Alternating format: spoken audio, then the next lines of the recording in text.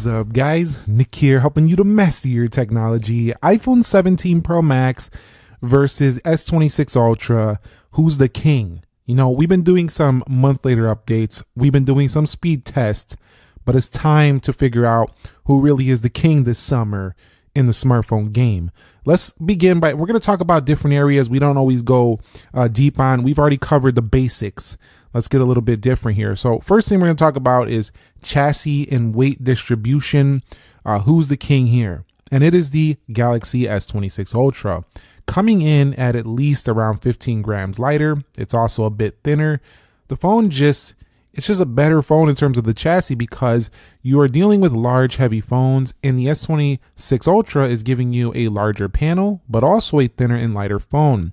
It is pretty incredible that they're able to get this much screen size, this much power into a phone that feels this kind of weight. It's not bad compared to some of the older, heftier S22 Ultras, S21, some of those older phones and Notes. This phone just feels phenomenal. One thing about it is pretty tall, and while the iPhone is definitely heavier and heftier, it definitely feels a bit better on the corners, but the corners don't make up for the fact that it's more slipperier. It falls out of the hand easier. It's easier to drop.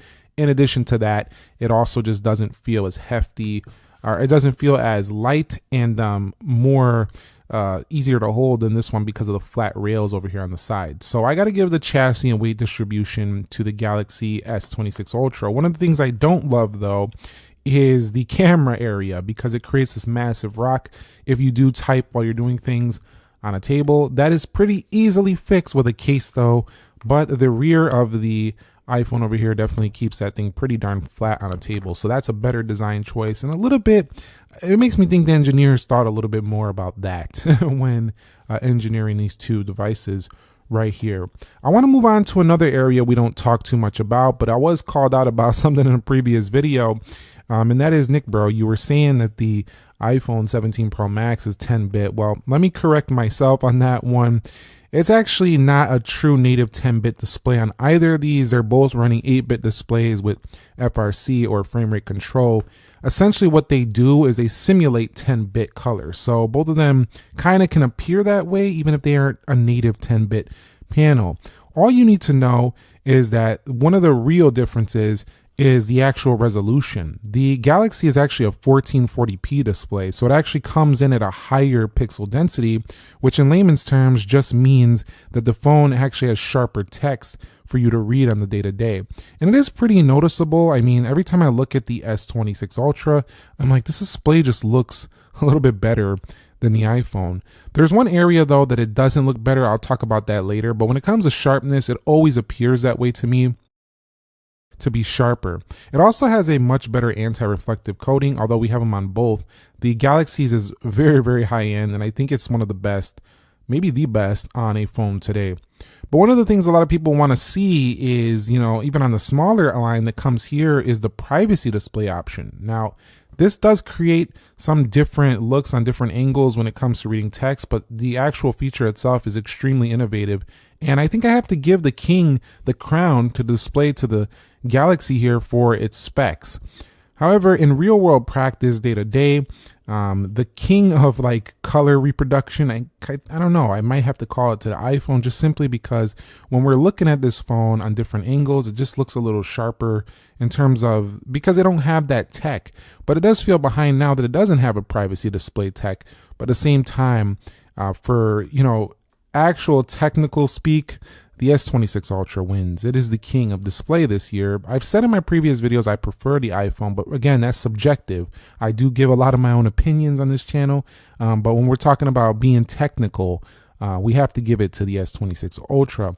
And that's not me going back on my word. I personally still prefer the actual non-privacy display sharpness, but I do miss it when I'm not using this phone because it is useful when you don't want people peeping your phone and stuff like that.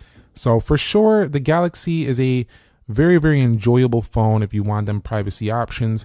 But generally, what I got to say is that the iPhone still competes very well, even though this display is not technically as good in terms of spec as the Galaxy S26 Ultra. So far, it looks like the iPhone is pretty much getting beat Let's talk about the next one, which is performance. We've done speed tests, and if you want to see some speed tests, I've done a couple of them already. I will be updating them soon as we get future software updates. I do keep these phone videos updated so you can kind of see where your phone stands in the future. So be subscribed if you want to have further updates on these devices. I gotta say, the processor's peak performance goes to the S26 Ultra. This phone regularly gets better multi-core scores, and while it doesn't win in the single core efficiency, when it comes to handling a heavier graphical workload, the Galaxy S26 Ultra not only lets you do split screen multitasking, lets you do Samsung DeX, it also is better at holding applications in the background.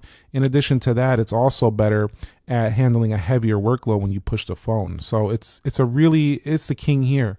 Also, really good thermals with a much larger vapor chamber than some previous iterations. These are things that are seen under the hood, even though the phone itself looks kind of the same. But when it comes to single core efficiency, the iPhone is king here. So that means your day-to-day tasks, things that you actually are going to use a lot of the time. But the real thing here with iOS is 26, and we're on 27 soon. They're going to fix this here, but the animations, it's just a little bit glitchier sometimes, a little bit slower. Sometimes I will feel like when transitioning between different pages and UI elements.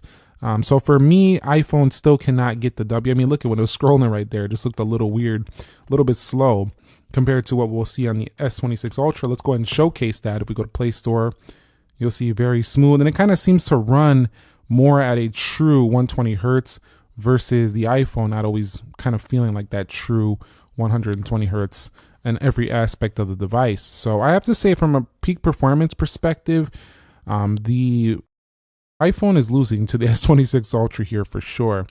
Next one is RAM management. We brushed on it a minute ago, but you have to get the 1 terabyte. I only have like the 256 gig here on the S26 Ultra, but you'll have to get the 1 terabyte for this to be really the king. In terms of these two though, iOS is 12 gigs here. This one is 12 gigs. I don't see a major difference, but at 16 gigs, if you get the 1 TB version, the S26 Ultra will be the king for sure there.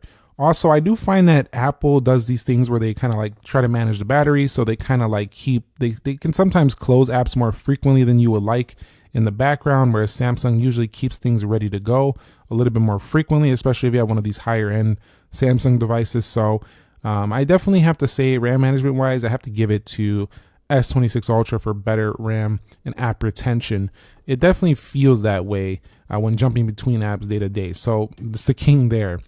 Now, who's the king in terms of biometrics? And I gotta say that Apple is only the king when it comes to like financial and banking apps and like things where you gotta need to use Face ID to unlock things like that, because it is very convenient. But the S26 Ultra has more ways to unlock, and you do have in-display fingerprint sensor. You can also use a 2D face unlock on the top. And they got things in here now where it's not super easy to fool these cameras anymore with a picture. They can kind of sense that now, so that's not really a thing anymore. So there's just multiple ways to unlock, and you bypass that swipe. So it is significantly faster to like just get into your S26 Ultra versus the iPhone, because you could just be like that real quick. You can just pop this thing open like that and be in. It just missed because I was blocking it by the camera. But yeah, I have to say, king of the biometric speed, it's got to be, and versatility, it's got to be the S26 Ultra. But the iPhone, definitely, I would say the king of those financial apps and things where you're going to use Face ID to authenticate. It does feel a little bit more convenient because you don't got to deal with the fingerprint and stuff if your hands are wet or something like that. Now, one of the things where the Samsung just absolutely stomps on the iPhone is multitasking. We've talked about this in previous videos, but when you take this up to a monitor via the USB-C, it goes into the DeX mode, and then you can go ahead and have all these multiple applications, full web browser. All you need is a monitor for this. On the phone, it gets a little bit cramped when we are pop viewing different windows, I do find, but it's still useful when you need it. And on DeX, they do limit you to a certain amount of apps so it doesn't get too cluttered on your home screen, but still, it's better than having no ability to do that at all. And just the amount of multitasking that is available on this phone is absolutely phenomenal. So I do think that it's just no contest in this department. the S26 Ultra is the king. It's basically a one app experience over here on the iPhone. You constantly are doing this, got to go back to this, and it gets super annoying when you are like trying to like copy and paste something and you got to keep swapping between apps. It's so much task squishing, it gets annoying. So they really need to fix this on iPhone, and they still didn't put a split screen on 27. I really do not understand the thinking behind this when updating. I understand at this point, a lot of people don't multitask. They don't really need it, but it doesn't matter. Like Pixel's kind of simple too, but it still has a simple split screen. It doesn't go all out like the Samsung, but throw it in there. Some people might not want to switch apps all the darn time. It's just not, it's not great that they keep going with this single app system. Now I understand we're going to have the iPhone Fold, which is going to allow for that split screen. But that's kind of like, you could still put a basic split screen on the Max iPhone. Like, come on already. Like, it's a little bit ridiculous. But moving on to battery as well, battery cycle longevity. So if you're looking for a longer lasting phone for battery, it's going to be the Galaxy. The Galaxy does have the ability to give you 1200 cycles of charging with keeping the battery up to 80%. And so with that being said, the Galaxy is the phone that's going to last you longer throughout your duration of ownership without needing a battery replacement. Now that's a big deal because in today's day and age, people are keeping their phones for very extended periods compared to before. And that's mostly because the smartphone market matured, but also could be inflationary pressures and things of that sort. Essentially, the Samsung is incredibly long lasting, and that's a big deal.